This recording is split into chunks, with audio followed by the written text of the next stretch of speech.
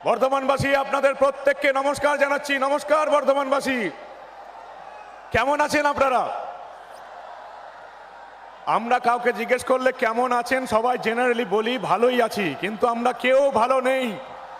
পিসি ভাইপোর রাজত্বে আমরা কেউ ভালো নেই। আশা কর্মী থেকে আলু চাষি কেউ আমরা ভালো নেই।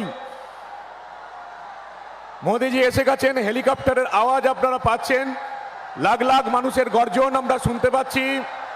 মোদিজি স্বাগতম, মোদিজি স্বাগতম, মোদিজি স্বাগতম,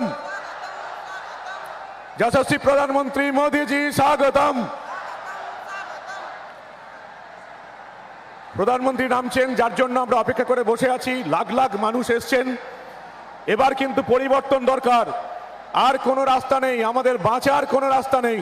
পিসি ভাইপোর সরকারকে শেষ করতেই হবে, এছাড়া আমাদের কোনো রাস্তা নেই। জেতা ছাড়া আমাদের কোনো উপায় নেই। মোদিজি এসে গেছেন, তার কাছ থেকে আপনারা বক্তব্য শুনবেন।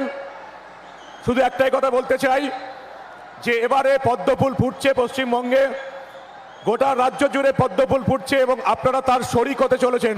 2011-তে এই রাজ্য একটা পরিবর্তনের দৃষ্টি দেখেছিল, পরিবর্তন দেখেছিল। 2026-এ সেই পরিবর্তন হতে চলেছে মোদিজির নেতৃত্বে এবং আমাদের বঙ্গ বিজেপির নেতৃত্বে। রাজ্যে পরিবর্তন হবে এবং এর জন্য আপনাদের বাকি যে 21টা দিন আছে, এই 21টা দিন একেবারে লড়ে নিতে হবে। কাউকে 1 ইঞ্চি জমি ছাড়ার নেই। বুথ জয় করতে হবে এবং পরিবর্তন আনতে হবে। মোদিজি আসছেন, আমি আর কিছু বলবো না। মোদিজি স্বাগতম।